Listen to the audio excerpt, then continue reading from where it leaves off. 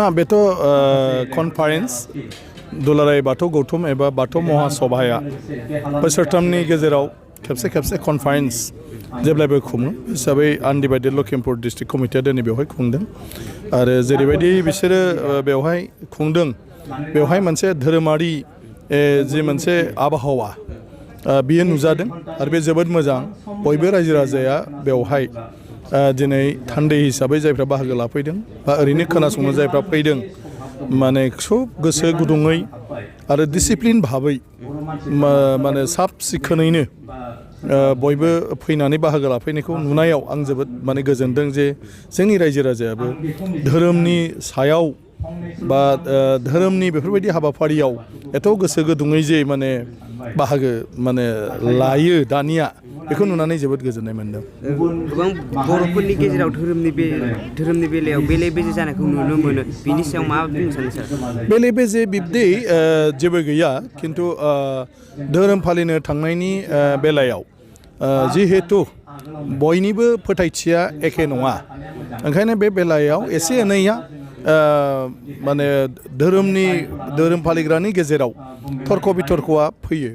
आरो बाथौ धोरोमा जोंनि बर' हारिनि धोरोम मोनथिस'यै समनिफ्रायनो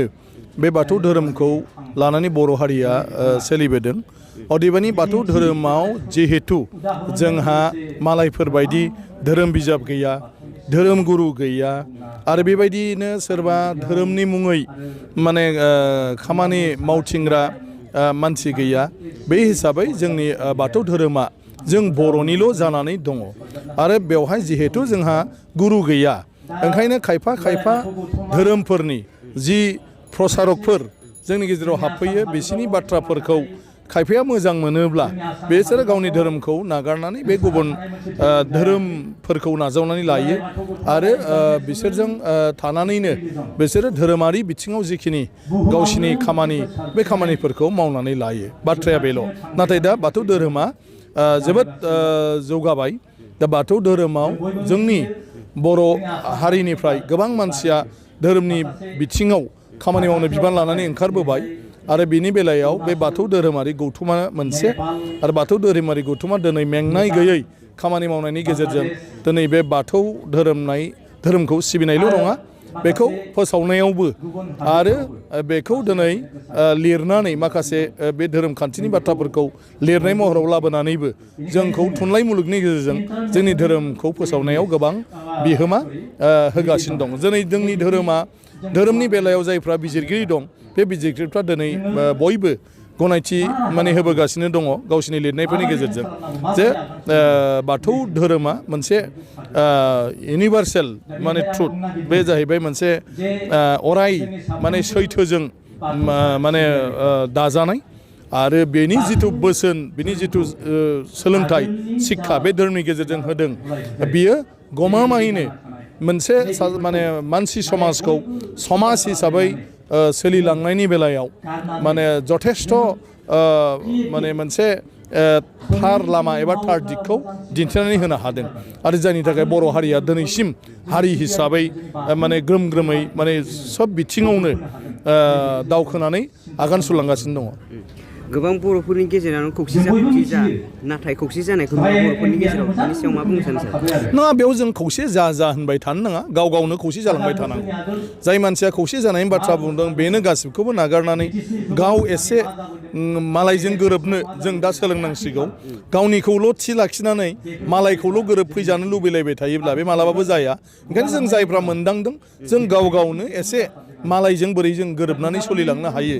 बा गुबुनफोरजों जों बोरै गोरोबफानो हायो बेखौ गाव गावबो नाजानांगौ गतिके बे मोजां बाथ्रा खौसेनि बाथ्रा बुंनाया नाथाय खौसेया नों आं जों सानैया ज' गोरोब जेनोबासो बिनिफ्राय जुरिगोन ओंखायनो खौसेया बुंनायजों जाया खौसेया जों जालांनायजों जागोन। बर' हारिया गुबुन हारि बायदि दावगानोबा माबायदि सांग्रां जानांगोन? नङा दावगानाया गावनि साननायनि बेलायावसो सोनारो जे जोंनो माबायदि दावगाथायखौ नांगौ गतिके जों मोनफ्रोमबो खामानियाव गोसो होनानै जुदि जों सानो आरो माखासे आदब खायदा बाहायनानै खामानि मावो होमब्ला जों जेरावबो दावगालांनो हायो। दिनै बर'आथ' जोंहा राव थुनलाइ दङ गतिके राव थुनलाइ थायोब्ला जोङो माबायदि जोंनि राव थुनलाइखौ जाजानो लुबैयो बेखौ जों खामानि मावनांगोन जों मावब्लासो बर'नि राव थुनलाइया जों लुबैनाय बायदि जागोन नङाबा दिनै बर' रावा भारत संबिजितनि 90 सेडुलाव हाबखानाय बिनि उनाव सरकारि भाबै गनायथि मोननायनि आरो जेबो लामा गैला नाथाय बर'नि राव थुनलाइया बबे बायदि जानाया मोजां बेखौ जों बर'आनो साननांगोन आरो बर'आनो मावनांगोन जोंनि हारिमु दिनै बयबो बाख्नायो बागुरुम्बा बारदै सिख्लाल' नङा बर'नि मोसानाय मुसुरनाय गाननाय जोमनाय दा बेखौ जों बर' हारिया बा जों बर' मानसिफ्रा माबायदि लांनो लुगैयो बेसो अलरेडि मानसिफ्रा गनायखाबाय जोंनि जेफोर गाननाय जोमनाय जोंनि आर'नाइ जोंनि दख'ना जोंनि जोमग्रा जोंनि जि जोमनि डिजाइन दिनै फेशन डिजाइनाराबो फेशन डिजाइनिं कलेजाबो दिनै उल्थायै जोंनि माने जिथु डिजाइनिं माने माबाफोर बेफोरखौसो बिसोरो मोनथिनो सोलोंनो फैयो जोंहा अलरेडि बेफोर दंखायो नाथाय बेखौ जों माबोरै बाहायनो लुबैयो बेखौसो बर'आ साननांगौ जों जेरावबो आखा फाखाखा जेरावबो दावगानानै दंखायो दा फरायनांगौ जोंहा स्कुल दं कलेज दं इउनिभारसिटि दं सब दंसै दा खोथाया जाहैबाय जोंनि गथ' गथाया बेसेबां मोजां फरायनो हायो जों बिमा बिफा हिसाबै गाव गावनि फिसाखौ मा खालामनो सानो बे साननायनि सायावसो सोनारगोन नङाब्ला गासिबो जोंहा दंखाजोबो दा दिनै माने बर'आव ओंखायनो गासिबो बाथ्रायानो सोनारगोन बर'आ मा लुबैयो आरो बर'आ जि नांगौ बे गासै दिनैनि दिनाव दंखाजोबो गतिके ओंखायनो मालायफोरबायदि नङा जों बायदि जों माब्रै थांनो लुगैयो जों थाखानाय हारि बायदि जों जेरावबो रावनिबो उन नङा गेजेर नङा बे जोंनि साननानै लानायसो जों उन नङा गतिके लेखाखौ जों खम फरायदों नालाय नम्बरखौ खम मोनदों ओंखायनो जोङो मालाय बायदि माने मोजां कलेजाव एडमिसन मोनाखै मोजां फरायनो हायाखै होमब्ला जों दिनै 2 घन्टा 3 घन्टाल' फरायालासे मालाय बायदि जोंबो 10-12 घन्टा फरायनो सोलोंनांगोन बिनि परिबेसखौ गामियाव दानांगोन बिमा बिफा हिसाबै गावनि फिसाखौ जोङो लेखानि टेबोलाव जिरायहोनो हानांगोन होमब्लासो बर'आव लेखा गोरों ओंखारगोन आंनि फिसाखौ जुदि आं नोजोर लायाब्ला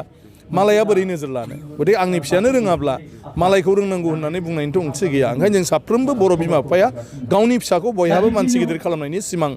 थानांगोन आरो बे मथे इनिसियेटिभ लानांगोन आरो इनिसियेटिभ लायोबानो जों दावगाजोबगोन सारा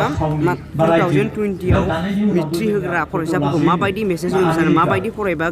जौगासार जानो हागोन ना गासिबो दा दिनैनि दिनाव जिथु एडुकेसन सोलोंथाइनि बिथिङाव जि फराफारिफोर दं माने केरिकुलाम जि दं गासिबो थिग खाजोब गुबुनाबो बेखौनो फरायगासिनो दङ बाथ्राया बेल' जोंनि साफ्रोमबो बर' फरायसा फरायसुलिया सबसे सिगां साननांगोन जे फरायनायानो जोंनि खामानि गतिके फरायसा समाव फरायनांगोन आरो मोजां मार्क्स लाखिनानै जोङो एग्जामखौ पास खालामनांगोन बेनि उनाव जेफोर दिनैनि दिनाव गोदान गोदान कर्स ओंखारदों बे कर्सफोरखौ जों फरायहैनो हानांगोन गतिके डाक्टार जानोबा एन्ट्रेन्स पास खालामनो हानांगोन जुदि जोङो माने इन्जिनियार जानो होनब्लाबो एन्ट्रेन्स पास खालामनांगोन थ' बायदिसिना दिनै कर्स दं फेशन डिजाइनिंनिफ्राय आरम्भ खालामनानै मेनेजमेन्ट टेनेजमेन्ट बेवहायबो नोङो दिनैहाय एन्ट्रेन्स एग्जाम होनांगोन एन्ट्रेन्स एग्जाम हैनो थाखाय गावखौनो गाव फिट खालामनांगोन गतिके ओंखायनो आंनि मेसेजआ बेनो जे फरायसा नालाय फरायनायानो खामानि आरो जिहेतु बिनि फिउचारा बिनि फरायनायनि सायावनो सोनारगोन ओंखायनो जाहाथे दिनैनि दिनाव मार्क्सआ 1 नम्बर नों मार्क्स मोजां नङाब्ला कलेजावबो एडमिसन मोना ओंखायनो मारै नों मार्क्स सिकिउर खालामनो हायो माब्रैहाय नोङो बुरजा नम्बर लाखिनो हायो बिनि थाखाय गावबा गाव फरायनायाव माने गोसो होनांगोन आरो बिमा बिफाफ्राबो गाव गावनि फिसाखौ जोथोन लानांगोन नोजोर होनांगोन मालाया मा जायो खिन्थु गावनि फिसाया जाहाथे डक्टर जायो इन्जिनियार जायो अफिसार जायो बा सासे जेरावबो आखा फाखा जानानै लेखा गोरों जानानै फैयो बेखौ सिमां नुनांगोन आरो बिनि थाखाय बिबान लानांगोन